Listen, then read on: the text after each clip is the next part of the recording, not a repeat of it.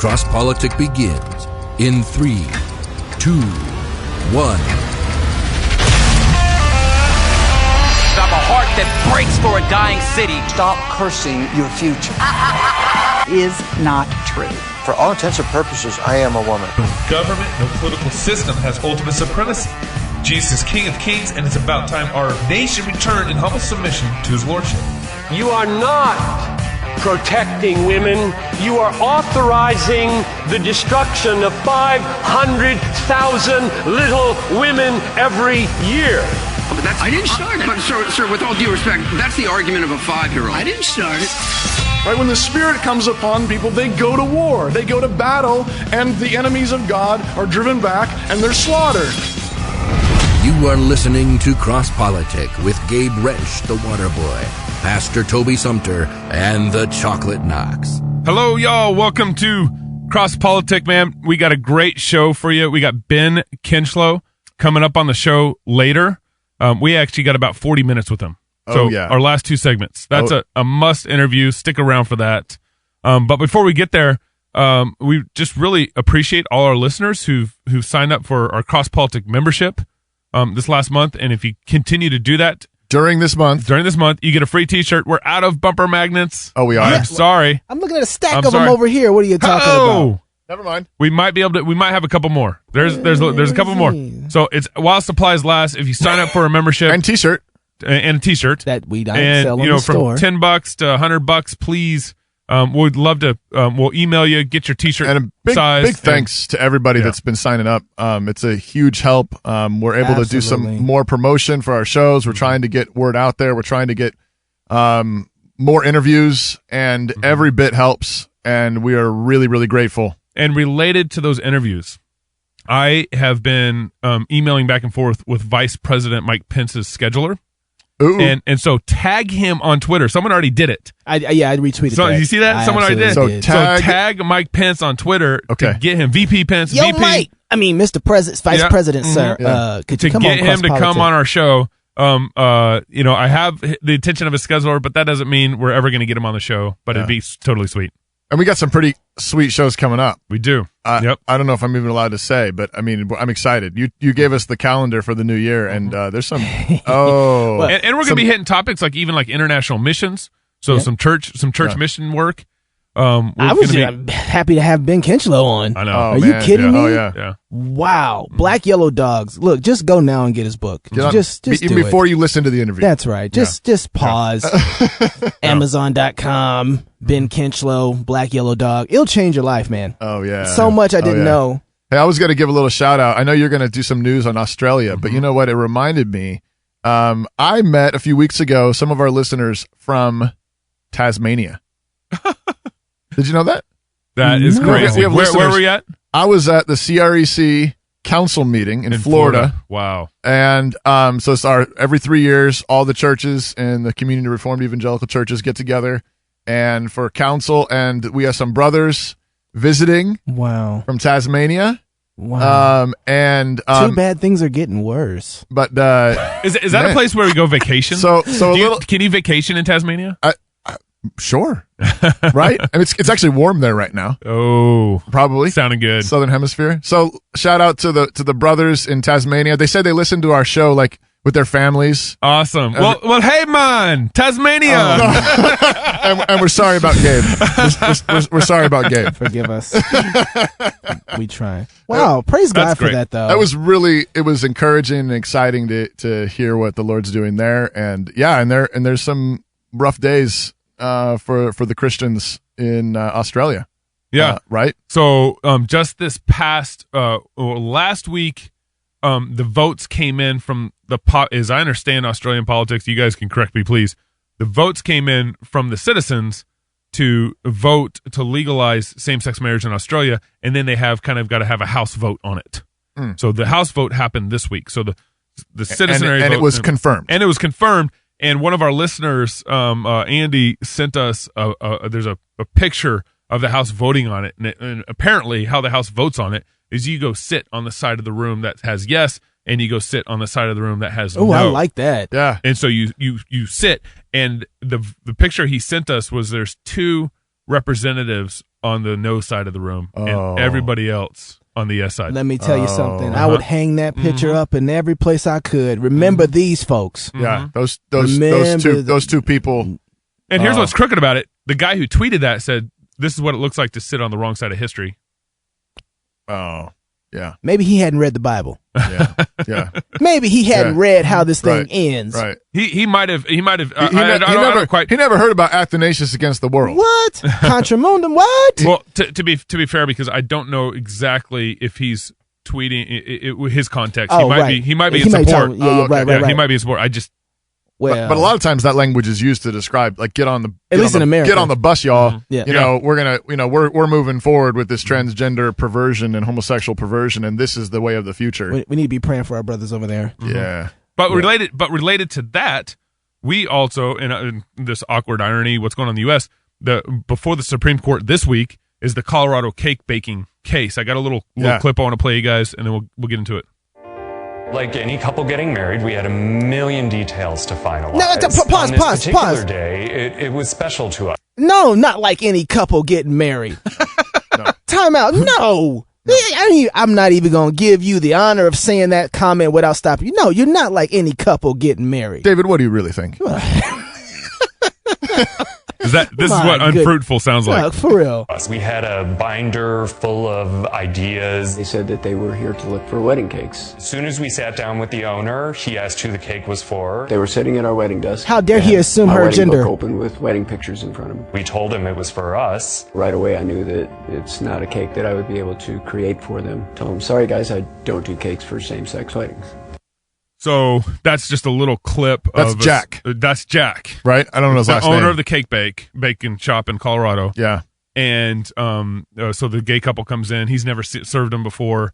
Right. The one distinction between this and the floral case, was the florist had served the homosexual couple before for 9 years. Right, for all kinds of other purposes. And then it just said, but I'm not going to do the flowers for the wedding. Yeah, I think Sweet Cakes did the same thing. Yeah, right. Yeah, they were the couple in Oregon. That's right. And they had a relationship, I think, with those. I interviewed those guys. Yeah, that's right. I remember. Right. Yeah. And it was the same thing there. They had served them before. Yeah, there wasn't a problem. No problem. It was just that, no, we're not going to do the cake for the wedding. We're not going to celebrate. We're not going to celebrate that. Exactly. And so Jack had no context, didn't know who they were. But takes the same stand. And he said, I'll sell you any other cake, cupcake, birthday cake in my shop. I just don't do same-sex weddings. Right. You could buy a cake and use it for whatever purpose you wanted to, but Jack Phillips is the name of the guy. Jack Phillips. Yeah, Jack Phillips. So you could buy. I had that here. I don't know. You could buy one of your gay business. You could buy a cake and use it how you want to. Mm-hmm. Right, but I'm not going to buy it. I'm not going to make a special cake for this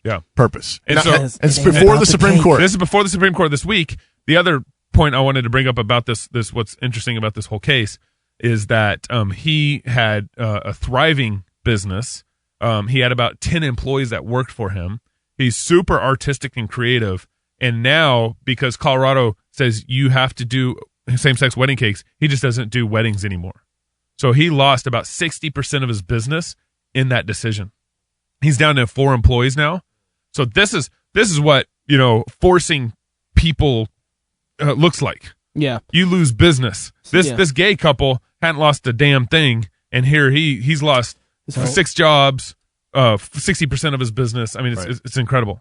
Right, and this goes back again to the power. I mean, I say again, what we're going to get into in the next segment, the power of media, of narrative, education. The power, though, also of overreach in the federal government. Yep. And so the very hand that gives freedom in the Civil War. Mm-hmm, I asked the kids this last week. I think I've mentioned this on a show before, but what do you call it when somebody says, "If you leave the property, I'll shoot you"? Slavery. Right. Ooh. Right. Yeah. So at the very moment at which you're gonna quote this in a little while. Lincoln is gonna proclaim the freedom of the slaves, and at the same time saying, "And if you leave, I'll shoot you." Yep. Yeah. If the states leave, I'll shoot you. But a state that can do a government that can do that can also say, "Thou shalt bake the cake." Yeah. Amen. That's right. What I don't understand is T-shirt. So That's how bake the cake. So this is going on. So I just recently came back from Minneapolis. It's good to be back in the studio, guys. Good to be man, it's so good to see you back. It was so weird last week, man. Yeah, I missed you guys a lot. Yeah, I was making all kinds of faces at you. Are these cross politics socks? Okay, anyway, so attention span of a bird. So I just got back from Minneapolis, and one thing I've noticed is that it's very Muslim. It's starting to become very Muslim out there. Oh. And I was thinking, just as you were saying that the state is playing God. Yeah. Thou shalt. They're not playing God with people like the Muslims in Dearborn, Michigan, where you can't even have pork on their premises. Mm-hmm. They're not playing God with the owner, the Muslims that are owning property down in Florida, who won't allow a Wendy's to have bacon in an establishment that they own. Yep. Because they own the property and Wendy's rents their property. These homosexuals and gay people are not going to the Muslims to buy cakes. Right. Who would never do it. So part of my thinking is they're going to people who they think are feeble and weak. Right. And who don't have a standard. Yeah. We had this happen in our own town years ago. There was this big, well, it's blown up here in town several times. Yeah. And at one point there was a topless car wash. That's right. In town. That's right. And as a today, Satan.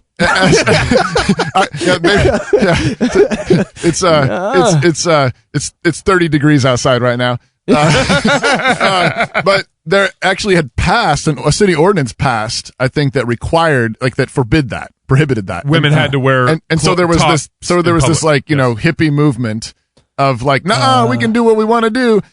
But they started targeting conservative Christians in particular. And I was working at a coffee shop downtown Moscow and had a couple of gals walk in off the street shirtless while I was working a shift. Wow. I'm totally on purpose. Oh yeah. Right. Yeah. Right. And, I didn't, it was summer, it was slow, and I didn't realize what was going on until kind of halfway in. And I'm like, oh, I see what's going on here. Yeah. Wow. So I turned around. I didn't even look at him. I started doing the dishes or something like that. They come up to the counter and I hear them say, "Is there a restroom we can use in here?" And I just pointed. I says, "That way."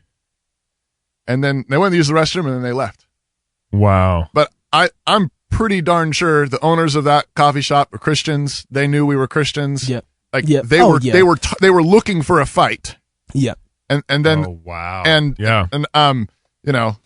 So I lived in Eugene, Oregon, where it's legal to do that. Right. Yeah. And I remember coming. I moved from Eugene to here, and then that topless ordinance started happening, and I was like, "Wow, y'all hear that? He's from Oregon." I lived when I lived in Oregon for a little bit. Find something new. Let me read this. This is from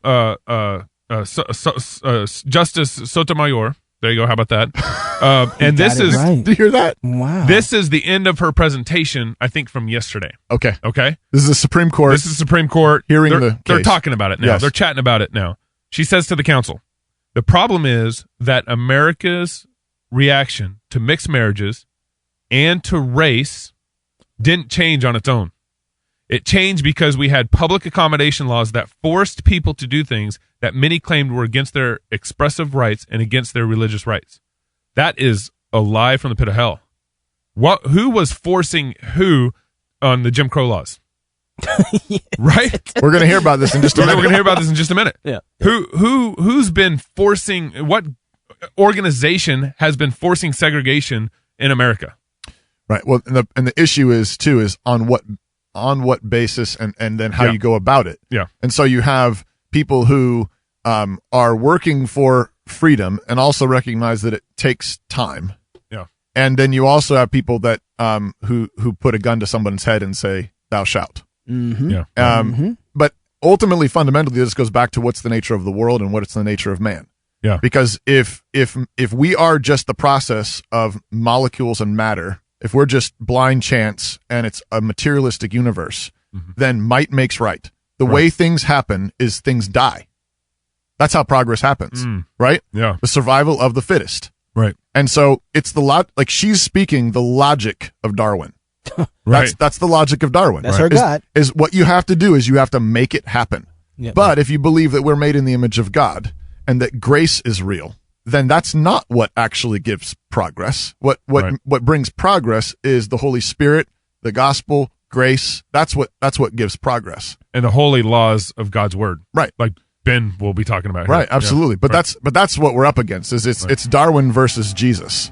Oh man. Right? Yeah. That's right. Just so you know this, Jesus always wins. if you didn't know. When we come back on Cross Politic, the good, great Dr. Ben Kinchlow is up. You guys don't want to miss this segment. Buckle up. Yeah, this is going to be great. Next on Cross Politic.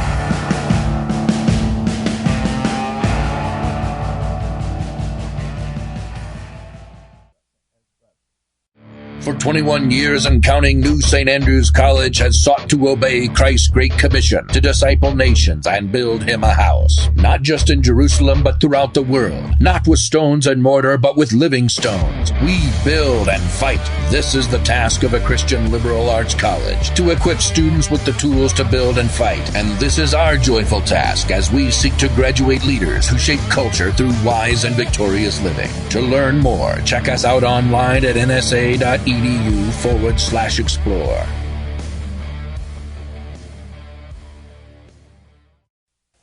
Canon Press is a publishing house located in Moscow, Idaho. At Canon Press, we create and provide products that sketch a vision of the whole life, a whole culture, a life full of beauty, tradition, education, community, laughter, and celebration, unashamed of Christ, and sharply at odds with the values of modernity. A mature culture with the church at the center, living out the good life, one family at a time. We believe our book, audio, and visual selections reflect this exciting life that God has given us under the sun.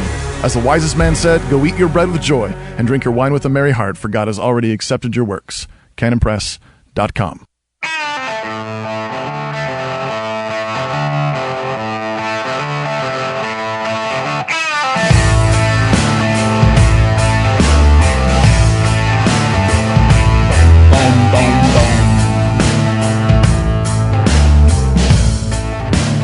Welcome back to Cross Politic. With us today, yes, Mr. Ben Kinchlow. Ben Kinchlow is founder of Americans for Israel, an organization dedicated to promoting a mutual understanding of the ancient bond that exists between Christians and Jews.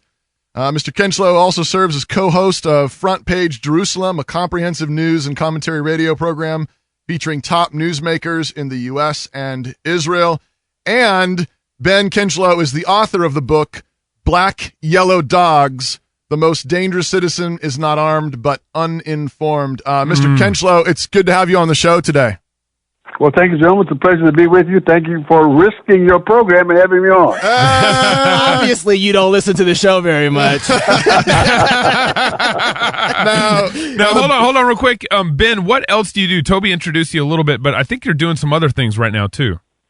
No, I'm still working. I'm also, you mentioned that my object with Israel, I'm also helping build bomb shelters over there because, as you know, when a siren goes off here in America, we don't pay that much attention.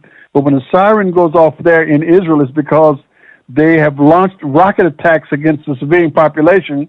And so these people have to find some place to run to for cover. And we are working with the organization that puts transportable bomb shelters in various places, like next to schools and hospitals and places where people can go right in and be protected from these bomb shelters. Wow. That's hard to imagine. Yeah. Now, Ben, do you have a family? Yes, I do. I have 3 wonderful sons and 6 grandchildren, 3 grandsons, 3 granddaughters, and 3 great wives of my sons. And so I've been a very fortunate and blessed individual. God's good. Wow. Amen. Hey, now this book is titled, I read this book, Black Yellow Dogs. Now, explain to our listeners, what is a black yellow dog? Well, back in the days, many years ago, when one of the senators was running for election, he articulated Democrats, and they said, well, wait a minute, I want to vote for this Democrat. Well, this other guy came up and said, well, I'm not voting for this Democrat running for senator. I'm going to vote for a Republican. And the guy said, what do you mean you're going to vote for a Republican? He said, well, I disagree with some of the things the Democrat has to say, so I'm voting for the Republican. Why are you voting for the Democrat when you may not agree with all the things he says? And the answer to that was, I would vote for a yellow dog if he ran on the Democrat ticket. Right. And unfortunately, that is what has happened in many cases today, especially today in the African-American community, where African-Americans vote almost 90% for Democrats, regardless of what the issue is, regardless of who the candidate is. They just vote for the guy because he's a Democrat, even if some of the things that he is proposing are against what's the best interest of the African American community. So African Americans are, in effect, for the most part, black yellow dog voters. And so, why did you write this book and this argument? We'll get more into the argument later, but why did you write this book? Because one of the things that my mom always told me was you need to, in order to make an intelligent decision, you need to find out what's really going on. So I didn't really know when I was a younger man. I just kind of took for granted what I heard, but I didn't know what the facts of the matter was. And then later on, when I became a Christian and got away from just acting on my feelings, I started to do some research to find out what was really going on. And I found out that almost all of the civil rights bills from the 1800s to the 1960s, from 1854 to 1964, all of the significant civil rights bills to help black people in America had all been passed by Republicans over the objections of the Democrats. Yeah. And all these times I thought, wait a minute. And then because we'd been taught that Republicans were anti-black. But it turns out that almost all of the civil rights bills, all of the voting rights acts had all been passed in favor of blacks by the Republicans. And the fact of the matter is blacks just voted for Democrats regardless of what the facts of the matter were. Ergo, they became yellow dog Democrats. Ben, I'm sorry. I mean, Mr. Kinchlow. No, Ben is better.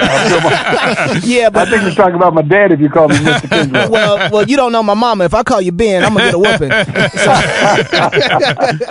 Mr. Kinchlow, but why is that? Why does it seem like the majority of black people are voting for Democrats? I mean, they're not ignorant. They know that Democrats obviously want more for them than Republicans do, right? Well, no, they did not know that. And the reason they did not know that was because the reason the Founding Fathers established a freedom of the press and made that a part and parcel of what America was about is because they wanted the people to know how to make intelligent, informed decisions based on the facts. And so they insisted on freedom of the press so that the press could tell the truth about the matter. Unfortunately, if we fast forward to the late 60s, something happened in the 60s nobody paid much attention to. You will remember back in the 60s, there were two groups of people that graduated from college. There were the hippie groups, all these hippies, and then there were the conservatives. Well, what happened to those two groups? Well, here's what happened. The conservatives all went into business. The Republicans, conservatives, all went into business and made the American economy the greatest economy in the history of the world. Well, where did the leftist loonies go? Where did these people, liberals, go? Government. Well, they all went into two separate places. Teaching. They went into education, and they went into the media. Yep. Oh, yeah. As a result, our children have been taught from a leftist, liberal perspective, and the media has reported what's going on from a leftist media perspective. So the people don't know what the truth of the matter is. All they know is what they have been taught, and they have not been taught the facts of the matter about the Republicans and Democrats and conservatives and liberals. Wow. Now, one of the things you point out in your book that was I was riding in an airplane and I was reading your book, and he had the blanket over the book and tucked away. I was like, a couple of times I looked up and I looked around me. I was like, I hope no one else is seeing what I'm seeing. But you start at the beginning of American history, and which goes to this point about how we've been taught from a particular perspective. And that we have not been given the facts. And it was really striking to me, particularly when you start off by pointing out that initially there are blacks and whites who are part of sort of an indentured servitude at the very, very beginning of the start of American country, the country, and then the sort of the first instance of somebody taking to court someone to insist that their slave be perpetual, forever, not just for a period of time. You said that was a black man. Yes, that's true, and that's one of the things that people need to be aware of is that slavery did not exist per se in America. They had what they call indentured servants. Right. And so you would come over here and you would work for X number of months or years, and then when you got through, they would give you 50 acres of land for each one of the persons that served as a slave. That's a good deal. So let's just that as an indentured servant. Yeah. So let's just say a father would come and he had a family of a wife and 3 children. So he would then come in and indenture himself and his wife and his children.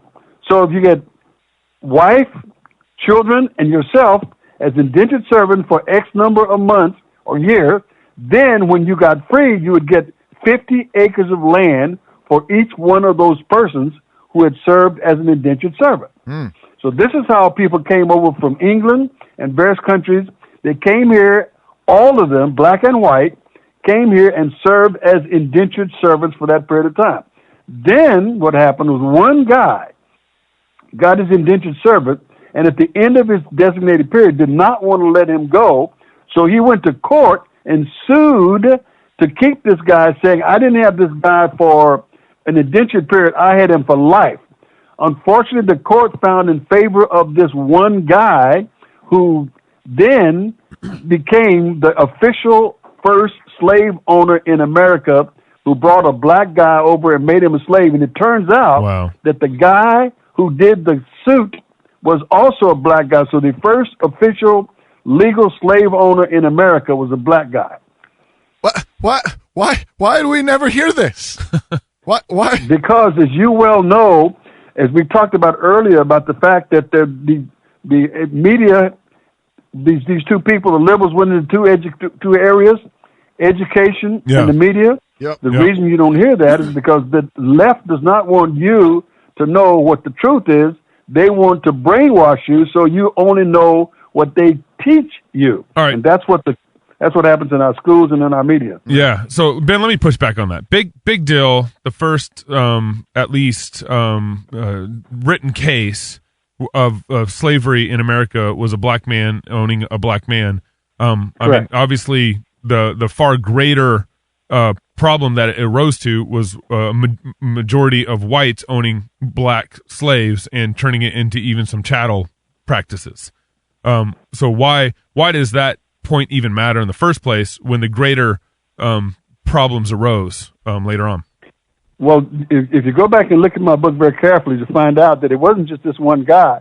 When slavery became popular, some of the largest slave owners in the South were blacks. Stop. Many of them, some of the largest slave owners in the South were black.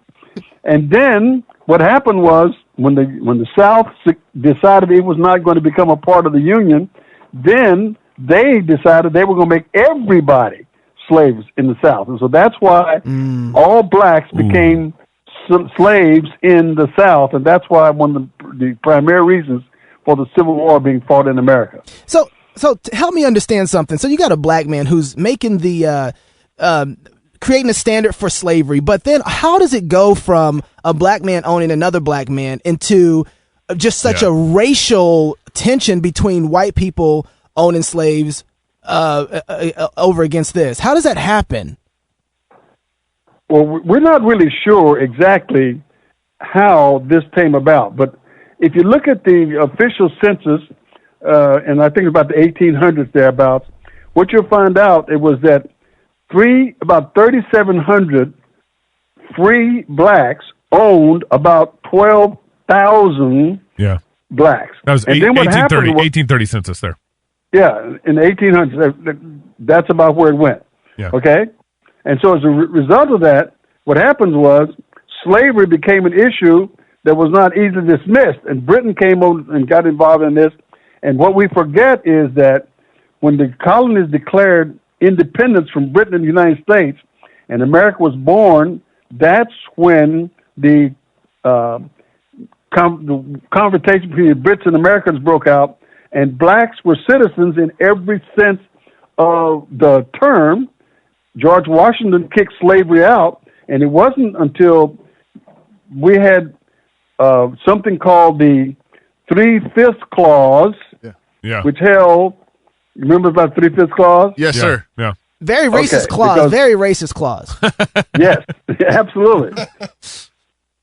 African Americans were only considered 3/5 of a human being. And as a result of that, they started to, in the South, make slavery an official thing as a result of the Civil War, or prior to the Civil War. Seems like part of what happened too was that you have, there's a massive like worldview clash that kind of is building in the early 1800s between the North and the South, such that trust really like deteriorates, and they become real enemies.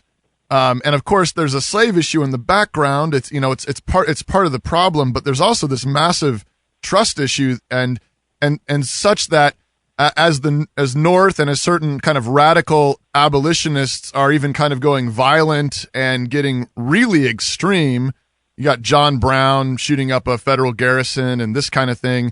The Southerners kind of doubled down on it. Like it was almost like between 1820 and 1860, they're like, before that, it actually wasn't quite as racialized. I mean, it was getting there, but then a bunch of the states rewrite their constitutions in the early 1800s, and their constitutions write into them that white is inherently superior to black. That's correct. They kind of double down on it, though, leading up to that war. And so it's like all this tension in the air and the inability to work this out. Everybody kind of goes, it just goes berserk, and it gets worse. Oh, yes, absolutely. As a matter of fact, most of us are probably familiar with the Dred Scott situation. In 1800s, one of the Supreme Court justices said, and this is a quote, "Negroes so far inferior that they have no rights which the white man was bound to respect, and that the Negro might justifiably and be lawfully reduced to slavery for his benefit."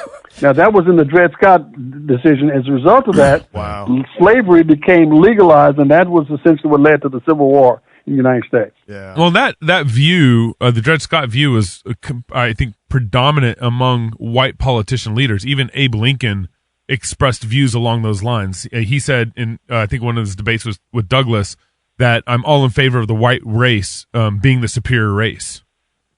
He also said, and I think his letter to Thomas Greeley, he said that I don't necessarily care if the war ends or if slavery ends. I would just want to keep the Union together. So there was some racial, I mean, basically, like the quote I gave from his debate with Douglas, if he said that in our modern times, he'd be considered a modern racist. Yeah, he probably would. But you have to remember, back in the day, what Lincoln was primarily concerned about, and you have to remember what we're talking about here is the potential for the destruction of the United States of America. I mean, there's a few colonies, and they were going to not become unified states, but they were going to split the country in half. And so Lincoln said, "Hey, listen, I'm not for that." But he was also had basically a modern or what we'd say is racism in his views on how he viewed slavery, anyways. So he was more concerned keeping the Union together, but not because he was not a racist. That is probably, as history reports, that history has a tendency to report things that more accurately favor the ones who's right in history. That's right. And so, That's right. Now, imagine that. One of the other things that was really striking, Ben, was the post-war, that first big push for Reconstruction. I had never heard what you outlined in your book. I'd never heard before how the Republicans push all these massive reforms in the South to integrate blacks and whites, to put, to allow for blacks to serve in positions of leadership and authority in the states and in the legislatures, and then talk to us about that. What happened there? Well, let me just point out something very quickly, and I want to point this out with all due respect to President Lincoln, et cetera. And this is what Abraham Lincoln said. I want to say, I have not meant to leave anyone in doubt. I would save the Union. I would save it the shortest way under the Constitution. He went on to say, if I could save the Union without freeing any slave, I would do it. And if I could save it by freeing all the slaves, I would do it. Yeah. And if I could save it by freeing some and leaving others alone, I would also do that. Yeah. Right. What about slavery and the colored race? I do it because I believe it helps to save the Union. And what I prepare because I do not believe would help save the Union. Right. I should do less, whatever I should believe that I'm doing hurts the cause. I should do more when I believe that what I'm doing will help the cause. I intend no modification of my oft-expressed personal wish that all men everywhere could be free. But make no mistake about it, Lincoln's primary concern was to save the Union. Ben, before we go on, we got to take a break here. But when we come back, there's two things I think Pastor Toby hit. One of the most shocking things was the black man owned slave. I think another thing was the shot heard around the world. People don't know that guy who got shot was black. When we come back, I want you to talk about that. And what I think probably was one of the most prosperous times for black culture was Reconstruction. We'll talk about that more on the next segment with Ben Kinchlow. This is amazing stuff. Oh, yeah. You got to get this book, guys. Black Yellow Dogs, Ben Kinchlow. This is Cy Timbergenke with Answer Anyone Apologetics. Professed unbelievers like to stump Christians with the question, can God make a rock so big that he can't lift it? Well, no, he can't. There are things that God cannot do. He cannot lie, he cannot change, and he can't contradict himself, to name but a few. Of course, then the professed unbeliever will say, if God can't do those things, then he isn't all-powerful.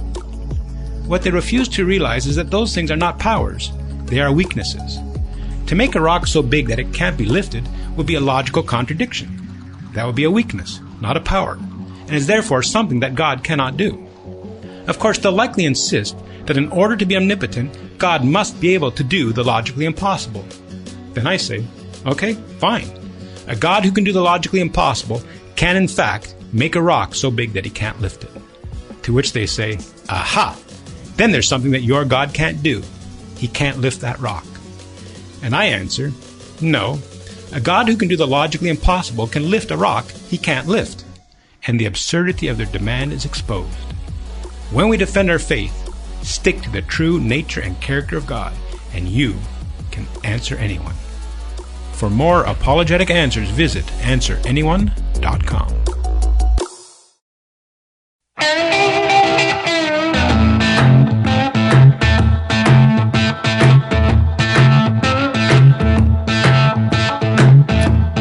Welcome back to Cross Politic.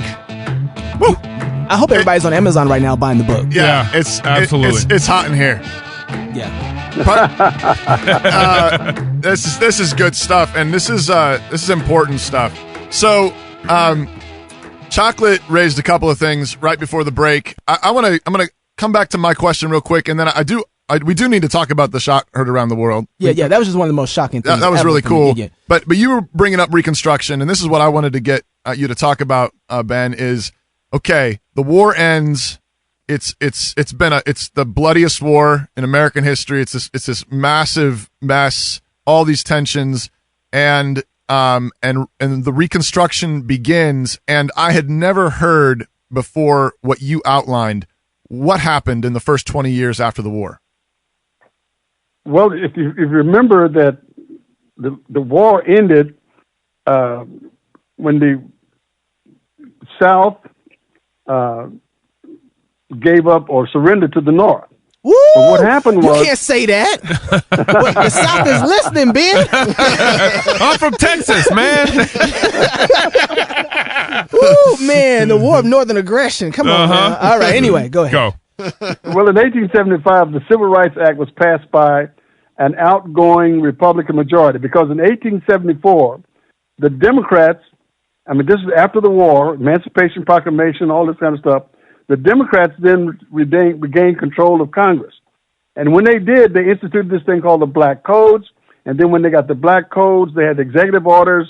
And then later on, we have, where the blacks are in the South have lost essentially all their citizenship rights and they were taken away from them by these acts of Congress that were taken, that took away the rights that they had fought in the Civil War to give to blacks.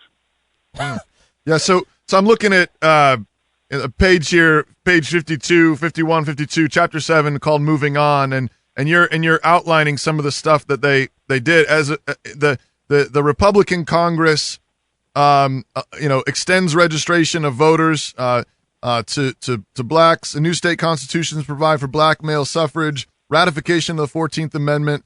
You said, as a direct result of these legislative initiatives, many blacks were elected to local and national office. What? Including Pinckney Benton, Stuart Pinchback, who became the first black governor of any state. He was elected. Wow. He was elected the governor of Louisiana in 1872.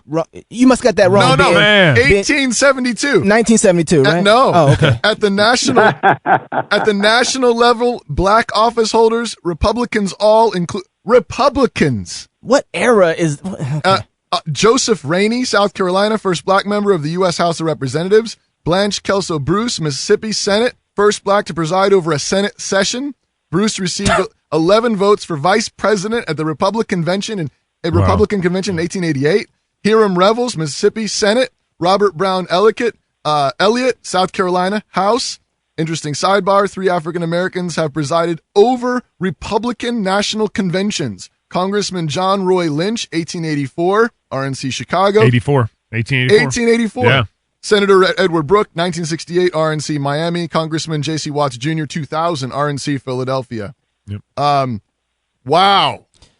When I read that, I'm like, how was that lost, Ben? Like, what happened?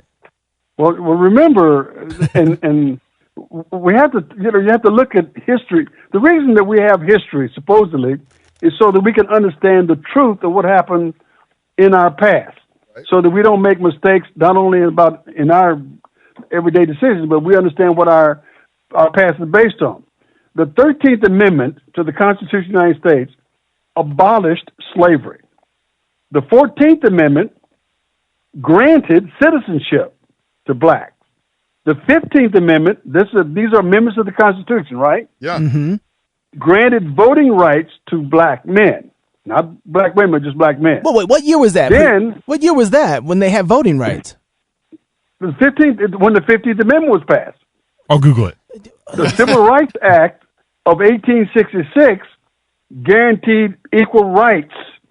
Okay, and then the first Civil Rights Act passed in America was 1866. In 1870 was the 15th Amendment. Yeah.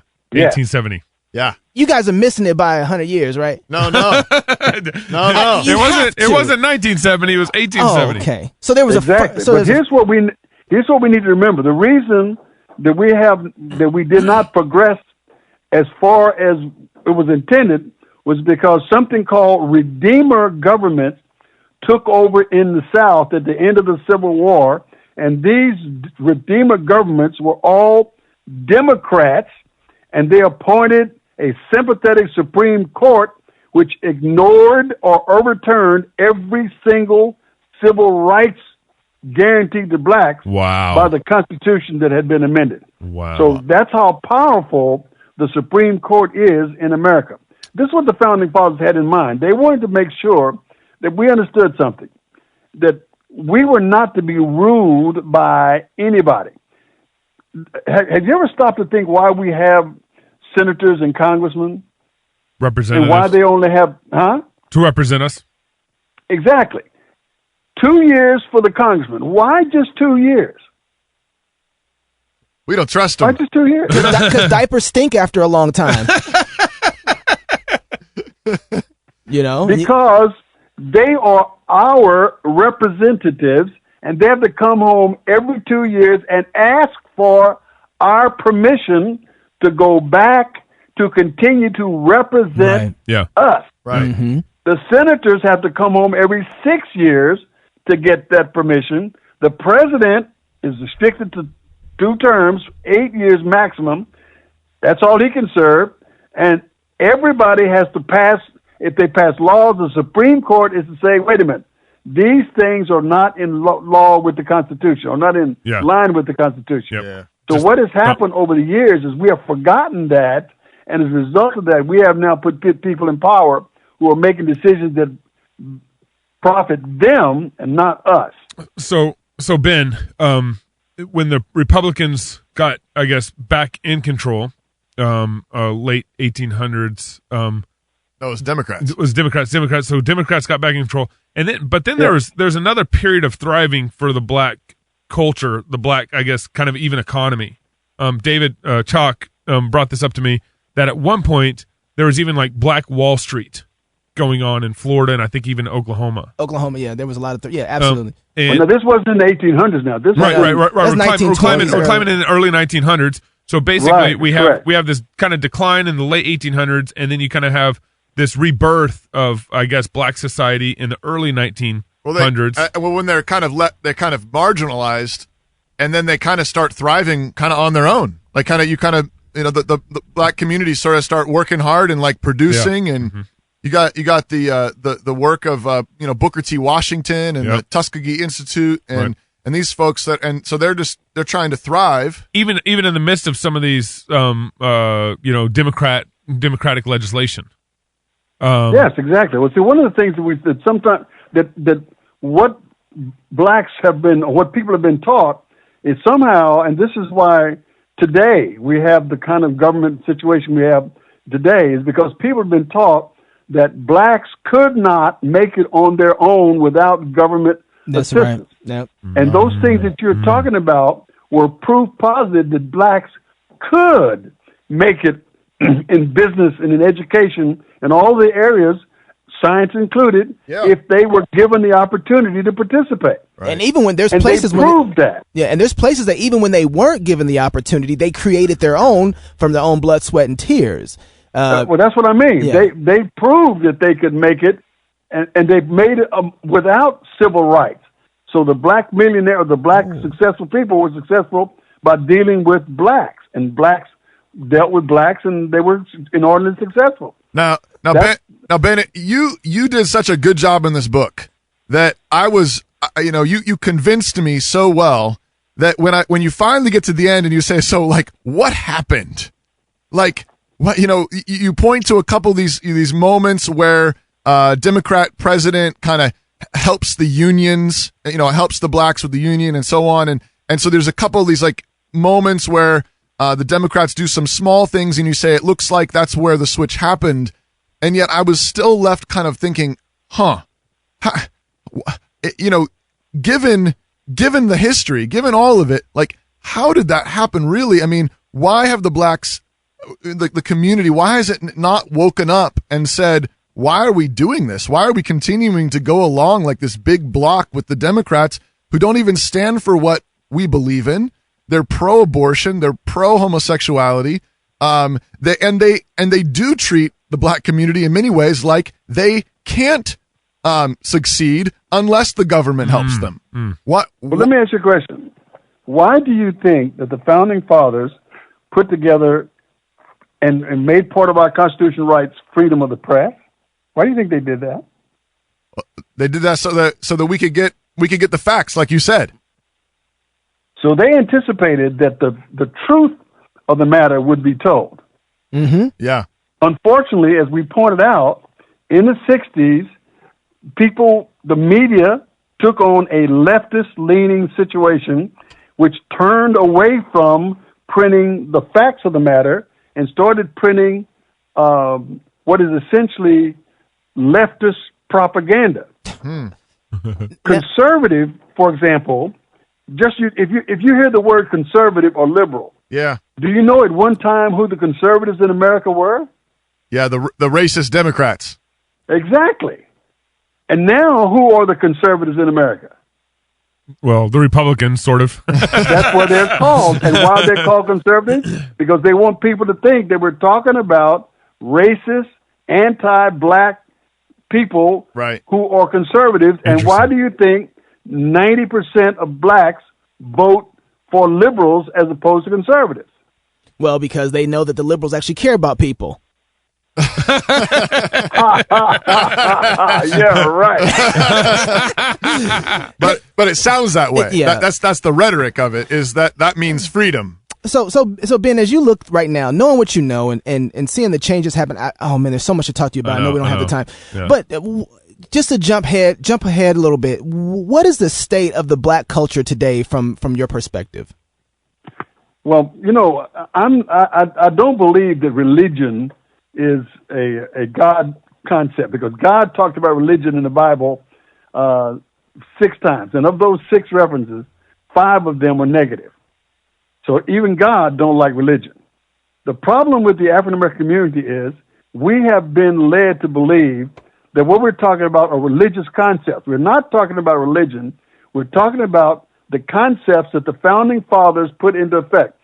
Biblical principles were not necessarily religious principles, because the biblical principles pointed out that all men are created equal and endowed by their Creator with certain unalienable rights, and that among these are life, liberty, and the pursuit of happiness. Had nothing to do with race, had nothing to do with color. The problem, or the concept, was that all men and women born in America were to have the constitutionally guaranteed rights to life, liberty, and pursuit of happiness. That is the foundation stone for America's greatness, and that was the thing that made America the greatest country in the history of the world. So, life, liberty, and the pursuit of happiness for all citizens. This might sound like kind of a change in conversation here, but there's an end to this. Did you vote for Trump? Yes. Hey, now, why are you trying to get a lynch party to show what this man's doing? You trying to get a lynch party? So one of the things that we've talked about on air and off air here is in the 1860s you have this big growth of federal government as a birth out of the Civil War, and that the power kind of centralizes a little more at the federal government level after the Civil War. The states, I believe that the states had the right to secede. Now, I think there were sinful reasons in what in that they did. The reasons why they seceded were sinful, but what happened was after the Civil War, the states were now forced to be part of the Union as opposed to willingly being able to join the Union, like they did when they ratified the Constitution in the late 1700s. But because of that growth in the federal government, now we have this federal government that kind of has taken on legs of its own, and we have far much greater oppression than the Civil War and the slave trade ever could have imagined. We got Roe versus Wade. We got Obergefell. We got this Supreme Court demanding the right, that you got to have the right to murder your baby. Well, yeah, and potentially bake a cake. Well, even according from Ben, the Supreme Court has been stepping out of bounds for a long time since Dred Scott. And even before that, in the 1600s, when that slave was given over to that was some sort of court back then. Courts do bad stuff. Yeah, and so Ben, now we're in this situation where we have. Because the states were not allowed to secede like they should have been allowed to, now we have a far greater oppressive mechanism than the slave trade could have ever imagined. I mean, you know the stats probably. 50 million babies have died due to abortion when there was, a million slaves in the Civil War. 600,000 people died in the Civil War. 50 million babies have died since 1973. What are your thoughts on all? It's kind of a big question. And a loaded question. I'm sorry, but what are your thoughts on all that? Well, let me ask you this, sir. Do you believe that there's such a thing as right and wrong? Absolutely. Based on what? The Bible.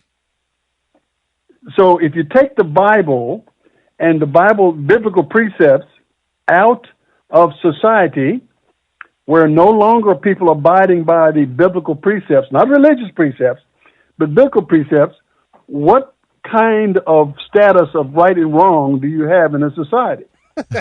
An atheistic society. You got nothing. Well, that's why. But that's why I asked you if you voted for Trump or not, because one of the goofy things that we have in Trump is he's basically a mirror image of Bill Clinton. He has very similar economic policies Bill Clinton had. He has very similar. Ben's face just frowned up a little bit. Bill Clinton was talking about building a wall. Bill Clinton was talking about tightening up our borders. Bill Clinton cheated on his wife. We have, and the only reason why we voted for Trump was because he had the R. He's a Republican yellow dog behind him, And he's the same. How did we get to the point where all these conservatives voted for Donald Trump when they never would have voted for Bill Clinton? Well, they had been all in favor of Clinton, they would have elected Clinton's wife to the sure. But they didn't. Yeah, sure. Now, why did they not? Man, because she was just worse. she was so bad. I mean, I think there's definitely a huge reaction to even Obama's administration there. I mean, I think one of the things that struck me in our conversation here was that there was a reactionary vote even in the late 1800s. You have in the 1800s, you have Abraham Lincoln gets elected, and then he fights the Civil War, ends slavery, and then 10 years later, all of a sudden, all these Democrats get elected. So you have this reactionary Democratic election that happens, and then the same thing you're experiencing. You've seen us kind of do the seesaw back and forth for the last several elections, where we have a Republican House, Democratic House, Republican president, Democratic president. We just keep seesawing back and forth. Toby's got something here. All right, I'm just gonna butt in here and bring us in for a landing. But Ben, I appreciate what you're doing here, and as a fellow believing Christian in Jesus, I want you to close out by telling our listeners. You've already said it's not about religion. It's not about a particular religious form, but I think you do agree that fundamentally we've lost our way as a people in terms of submitting our lives fully and completely to the Lord Jesus Christ and his word. Talk to our listeners. What do we need to do? Black, white, whoever we are, what do we need to do? Well, one of the things that we really need to understand is you have to define what is right and wrong. Let me ask you a question. Is it wrong to rape women? Yes. Is it wrong to kill people? Preacher? Yes. Is it wrong to steal stuff? Yes. Sounds like the Ten Commandments were going down the line here. Because God said so. That's my whole point. Yeah. Why is it wrong to do that? Yes. Because God said. Because in certain civilizations around the world today, Islam being predominant among them, these concepts are not considered right or they're not considered wrong. It's okay to do that. What we forget sometimes that Western civilization is based on the transcendent principles that are articulated in the Bible. Not religious principles, but transcendent principles, Amen. Which means they apply to every single human being equally. It's wrong to do certain things, and it's based on the fact that the creator of the universe says this is wrong. Why would he say that certain things were wrong? Because they were inherently harmful to the victims of these things. So he said, I don't want you doing these things. As a matter of fact, he said, I'm going to reduce it down to something that is so simple that everybody can apply to it. It has nothing to do with religion. It has to do with how you would like to live. And here's what he reduced it to. The whole law and all the prophets are contained in this one single verse. Treat others the way you want to be treated. Well, that's not the King James Version. King James Version says... Kinchlow version. Do unto others what? As you'd have them do unto you. As you would have them do unto you. So do you want somebody raping your wife? No. No. So don't rape somebody else's I'd kill him if he did. Daughter or children. Yeah. You see what I'm saying? Yeah, that's right. That's right. This is what God had in mind when he established the principles by which he anticipated to live by. Can you imagine what the world would be like if everybody treated other people just the way they wanted to be treated? And if they didn't do that, there were certain laws that said, if you do this, you'll be punished. No ifs, no ands, no buts. Yeah. For example, when I was a kid growing up, murder was against the law. You know what they did to murderers back in the day when I was a kid? They killed them. Thank you very much. Yeah. Yeah. Yeah. Hey, well, and this has been really good, Ben. Absolutely. We appreciate your time, and please stay on the line for a minute here as we close. But really thank you, and may God turn our hearts back to himself. Yeah, and amen. may he give us a reformation in this land. But this is why the gospel is so important. This is why. Yeah. Love God with all your heart, soul, mind, and strength. Love your neighbor as yourself. Go fight, laugh, and feast. This is Cross Politic. Hey, make your way over there to Amazon and get this book, Black Yellow Dogs by Ben Kinchlow. You don't want to miss reading this one. It's a goodbye. This is Cross Politic.